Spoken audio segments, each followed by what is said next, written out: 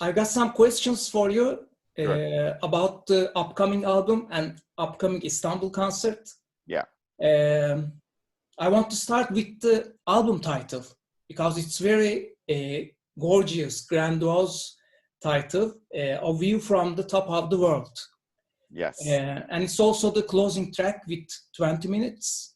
Yes. What can you say about this? Why did you choose this title? And we'll get to the art cover too, which is Sure. behind you. Right. Well, we wrote that piece of music as an epic on the album. So we went in knowing that we were going to write a long epic song like typically Dream Theater does. And Mhm. so when I was thinking about the subject matter, the lyrics, I was trying to think of an epic topic. And I always had this thought on my mind about people in this world who are a lot different than me, who choose to do what seem to be crazy, extraordinary things, like scaling Mount Everest or slacklining across a canyon or deep cave diving or, surfing on 90-foot wave, just like insane things. And I was always like, why do people do this? Like, why do human beings like strive to do these like impossible things? So that's what I wrote the song about. And so A View from the Top of the World is obviously a metaphor of, being up there, being up on the top of the wave or up on the mountain or up between on a rope between canyons. And so, when I was thinking of a title for the record, there were a lot of different ideas going around, but one day I looked at that title and thought, you know what, that would actually make a really cool album title. And then it would also tie in, because then it would be the title track would be the epic. So it worked out perfectly. Mhm.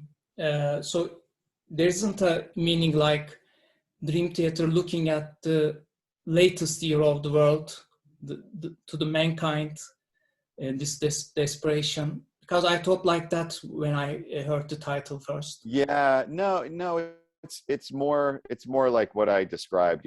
It's Uh, people literally being in a situation where they are seeing something that nobody else has probably ever seen before. mhm. I mean, you've probably seen videos of people that like are on top of mountain cliffs and they have wingsuits and they jump off on the wingsuits and they're seeing this unbelievable view that nobody else could see. It's crazy. You, what about the cover Yeah. behind you? Yeah. You worked again with Hugh Sim, and there's a Yes. rock between the mountains. There There's it a is. shovel there, a little shovel, but a bigger boots. How can we read this cover? So there's a bunch of things going on. This actual image is it's actually a phenomenon that is in Norway, where there's Mhm. a rock that's between two mountains, and people come to see it all over the world. And we were trying to think, in working with Hugh Syme, trying to think of a way to make this album cover be something unique without it being too obvious, without it being too cliche. So this seemed like a perfect image. And on top of the rock, you can see there's a viewfinder there, where Mm, you could look out on. And then the okay. boots are actually referring to, there's a song on the album called Sleeping Giant. So the boots are the giant's boots Mm, that are up there. okay. You record this album for the first time in your studio, which you Yeah. built. It's called DTHQ, Dream Theater Headquarters, I think. Yes. How was the writing and recording process comparing to the previous ones? It must be different because you really isolated yourself because of the Yeah. COVID situation. Right. Well, the last album, Distance Over Time, was very different than anything else, because the Mhm. band went away to a house and a studio in the mountains during the summertime, and it was a beautiful, beautiful location. The weather was beautiful. We were cooking, barbecuing outside, and we just spent months up there in the mountains. Our Dream Theater studio, our headquarters, is in an industrial park, so there's no scenery. So the only scenery is inside the building. So it was a very different experience, but it is absolutely awesome. I recorded the first album that I wrote and recorded there was my solo album, Terminal Velocity. And then that was in the March through May of last year. And then we went into the same studio and wrote and recorded Liquid Tension Experiment 3. And so, by doing those 2 albums there, we proved that we could definitely make a great sounding record here. And so, during all that time, we were building it, getting more equipment in, perfecting it. So by the time that Dream Theater went in last October, it was just set up perfectly. And, I think that the album sounds really, really awesome. And I think that we proved, as long as we have the right people, our engineer, Jimmy T, is spectacular. Maddie, my guitar tech who runs the studio, is spectacular. Our mix engineer, Andy Sneap, over in the UK, did a tremendous job. So as long as we have the right personnel who are smart and talented, we proved that we could make a really great sounding record there. And it worked out awesome. Great. You didn't work with Richard Cheeky, and you worked with Andy Sneap this time, which you worked with him on your solo album too. Correct. And you are happy with his performance. He's also Judas Priest's producer and also touring guitarist of them. Absolutely. Yeah. And Andy is awesome. So when I've been a fan of his.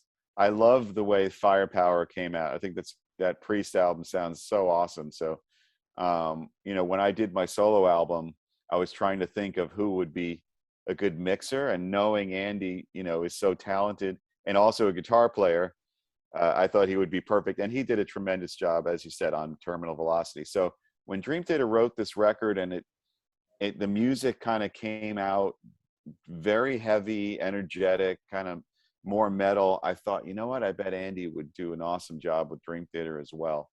And he really did. I mean, he's the type of guy that he spends so much time on the details, doesn't stop until he gets it right. He's always questioning, asking, and he also mastered the record too, which is cool. So he mixed and mastered it.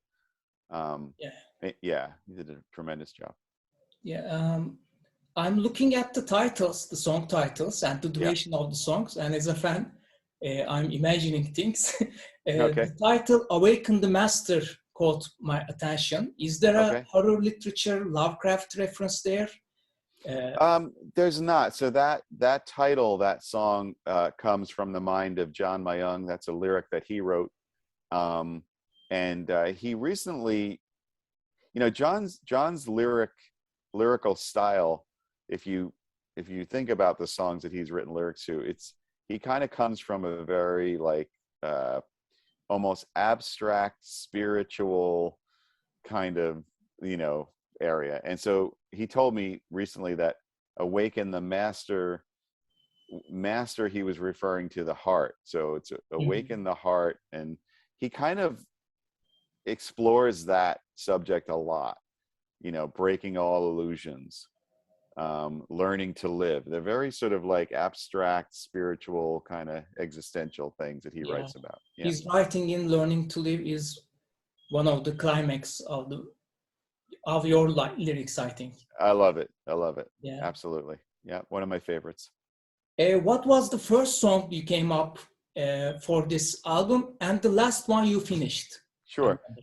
So the first song that we wrote was The Alien, and I think that it made sense for us to not only make that be the lead off single, the first song for people to hear, but also the opening track of the album as well.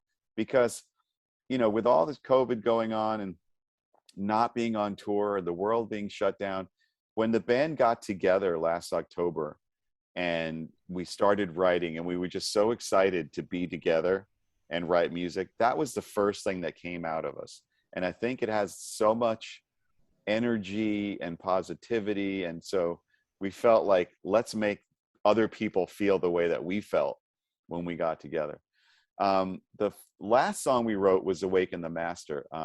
So that song actually, when you hear it, is played on and written on an 8-string guitar. So for me, I have a new Ernie Ball Music Man 8-string Majesty guitar that's going to be announced or released very shortly.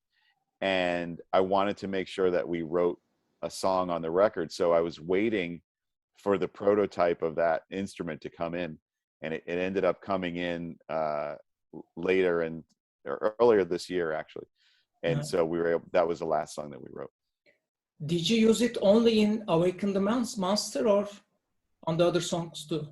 I used it only in that song, but it makes a brief appearance in Sleeping Giant. I was testing it out, and I layered a little bit of 8-string behind the regular tuned guitar. So you might not even notice it. It might just sound like an octave low, but I stuck it in there a little bit. But Awaken the Master was fully written and played on the 8-string. If you have to pick one song to play live from this album, the new album, which one would it be? Other than Alien. Yeah, it would be the title track. It would be A View from the Top of the World, because, you know, it's an epic. It's 22 minutes long or so. It's the title of the record. It really encompasses everything. I mean, you know, with Dream Theater songs like Octavarium and 6 Degrees and The Count of Tuscany, when they're that long, they're going to go through all different moods, and you know, you're able to do so much with that length of time. So that song really would be the one. If we only had to play one, it would be that for sure. So on 2022, yeah, 22. You will play in Istanbul for the 6th or 7th time. I'm not sure. Yeah. And because of this quarantine period, we are extra hungry for any live music, and you must be too as a player. What are your plans for the tour, for the stage show? What can we expect from Dream Theater this time? Right. Well, you're absolutely right. First of all, we love coming back to Istanbul and playing in Turkey. I mean, we've been coming there for a long time. It's beautiful there. The fans are awesome. I mean, you guys always give us such a great response when we play. So we love it. So we have lots of friends there and enjoy playing there.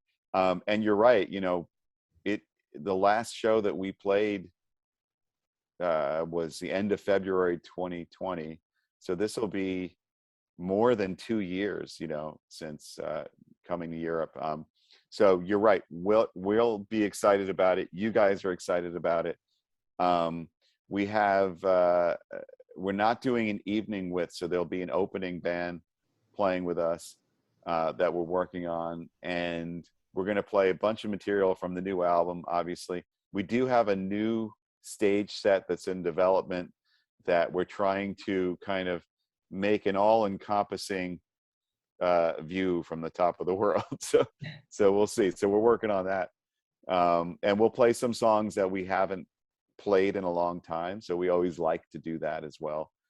And it'll be fun. It'll just be fun to get back out there and perform, play live. You know, live music has been missing from all of our lives for way too long. So we all need it. It's a big part of what we do. Yeah, we are really looking for it.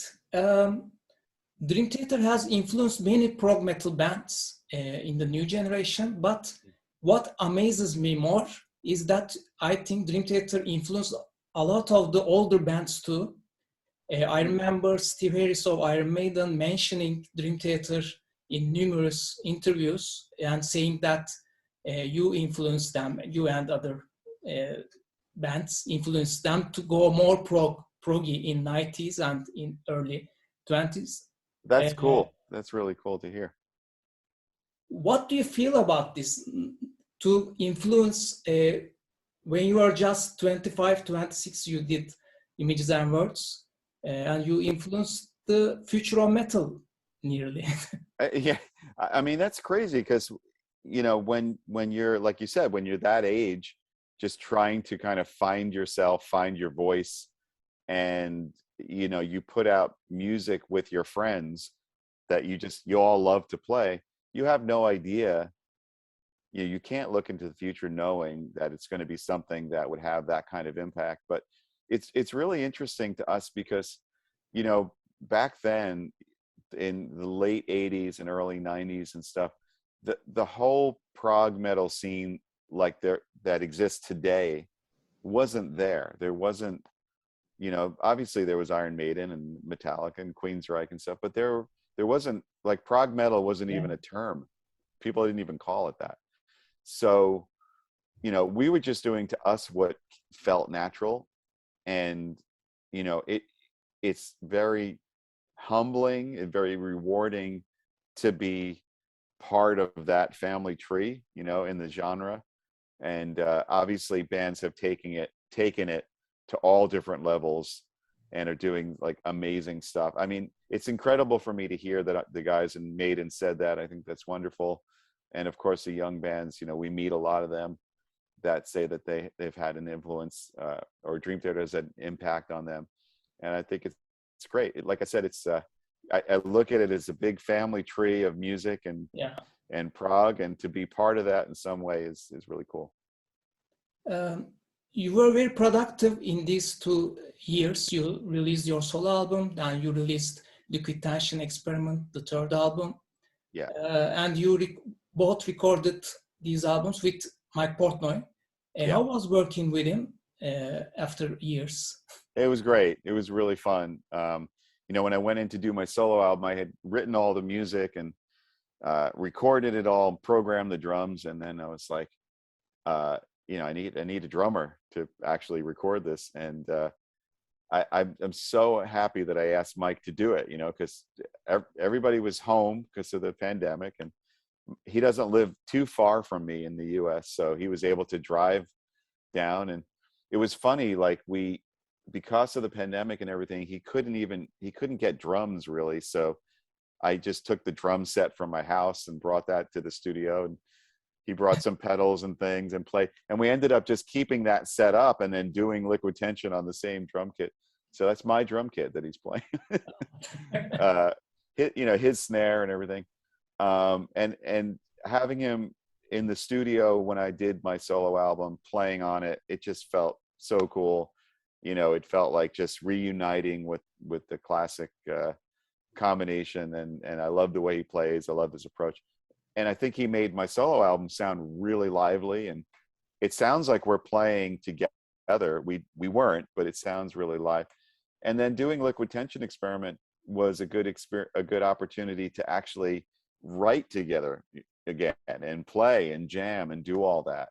And it was just a lot of fun. I mean, we're friends for a long time, so it was great to play music together again. And you know, for me, I always say this: I have the best of both worlds, because I have musical relationships with both Mike Mangini and Mike Portnoy, and I'm able to make all this great music, and it's a lot of fun. Yeah, it's very great for us to see you together, to see that your friendship didn't end. It's very Yeah, meaningful. So I have to absolutely. ask my final questions, I think. Yeah. Maybe final. This may be a personal curiosity, but I really wonder when will we hear the first Dream Theater album on digital platforms? I know there's a legal issue, but what can you say about it? Because I love that album too. Um, which one are you talking? The first one, like The When Dream first, and Day When Unite? Dream and Day Unite. Oh, okay. So are you saying it's not available to stream? Is that what you mean? Yeah, Ah, it's nowhere. okay. I don't know. I didn't I didn't even think about that. Really?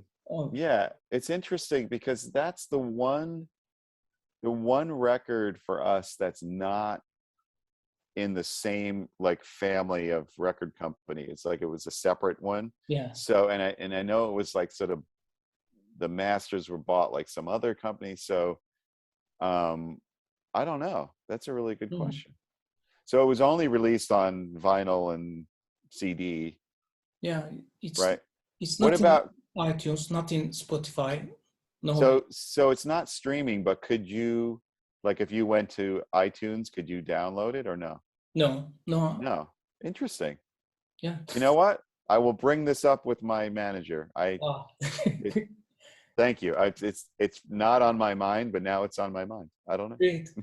Can I ask little this or that questions? Yeah. Just for Steve Vai or Joe Satriani? Oh man, you can't ask Oh, me that. yeah, okay. Both. This is two out. Okay. Yeah. Iron Maiden or Metallica? Wow, these are crazy questions. Oh my God, these are all like my favorite musicians and bands and friends. I'm staying politically correct. I can't make a decision. Okay. Seinfeld or Friends? All right, that's easy. Seinfeld. Great. I'll take that one. Star Wars or Lord of the Rings? Star Wars. Star Wars. Okay. Images and Words or Scenes from a Memory? Scenes from a Memory. Oh, okay. Okay. Thank you very much. Thank you. Nice talking to you, and hope to see you in Istanbul when we play there. Yeah, looking forward to it. Have All a right. nice day. Have nice interviews. Thank you very much. Thank you. Stay well. Goodbye. Bye-bye. Bye.